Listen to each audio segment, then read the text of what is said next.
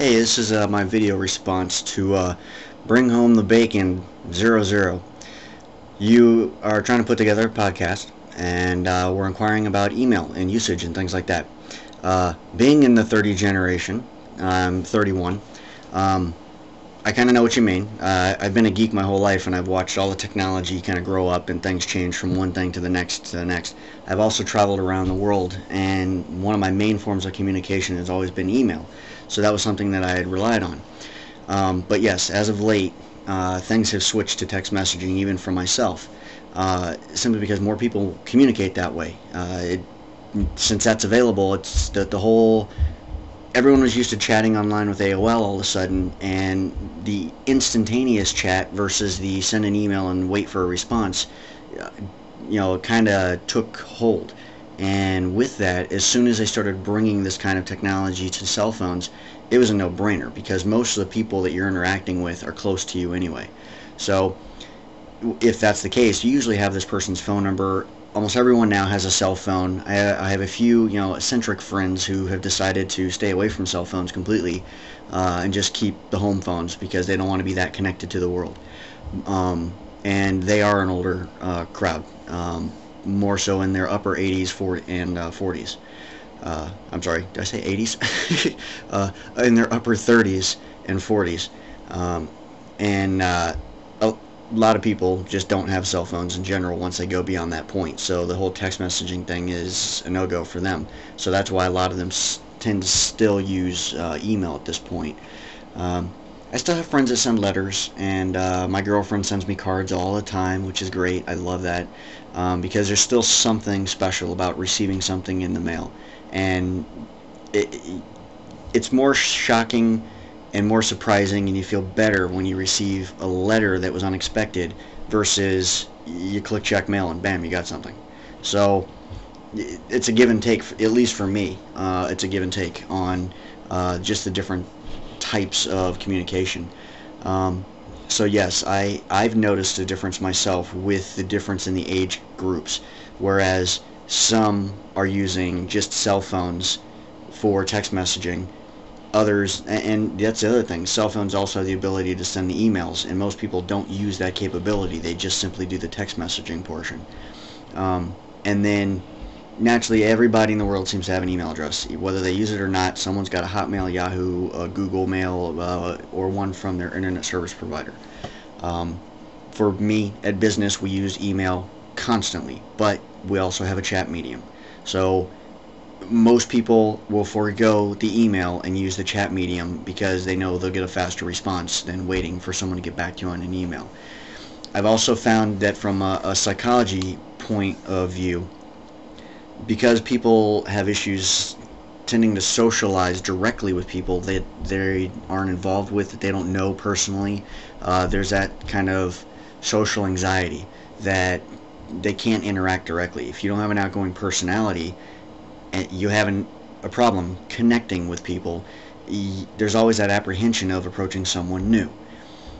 One of the reasons I YouTube is because I don't have a problem. I'm outgoing. I tell all my friends around me, all my family, they know everything about me. I have nothing to hide, even like secrets and things like this. Everyone knows everything about me because I just put it out there. I found that it makes no sense to hide anything, to have secrets. Why? It just makes your life complicated, and you got to remember either the secrets, the lies, the whatever about yourself. I'm just all out in the open. I have nothing to hide, and I'm who I am. You either like me or you don't. So getting back to the email thing, people can hide behind the emails when they send them because it's not a direct interaction. It's I want to get an answer from this person, but I don't want to talk to them. I just want them to respond and give me something. Chatting is still along the same lines because it's still direct interaction. So sometimes people will even forego using AOL or Yahoo or whatever to chat, but they'll send an email. For me, the text messaging, I've monitored my text messaging usage and it's gone up. Just everyone I just text message. And for me, it's not so much I don't want to talk to them on the phone, but a lot of times it's just faster. You just want to get something across, but you don't want to get stuck into a conversation because you may have something else going on. So it's easier just to shoot a quick, hey, I won't be home till this time. I don't need to get into a conversation to explain why, but at least they know, I won't be around. So if you try and call or you come over, I'm not going to be there. But beyond that, as far as communication means, there's definitely a difference in the generations, the usage and things like that. I'm shocked that there hasn't actually been some kind of poll set up for someone to run around and just take even of just the U.S. or just a state or even a city or a town, just to put up, a random poll of how much do you use chat, how much do you use email, how much do you use text messaging, and just post numbers. You don't need to have, here's the age bracket, this is what the age bracket uses, here's the next age bracket, here's what they use, and so forth. Because that would be an interesting poll. And I think that, the advertisers and the people that are trying to sell things and push things should do something like that, because they'll know where the market's headed and what they should be focusing on.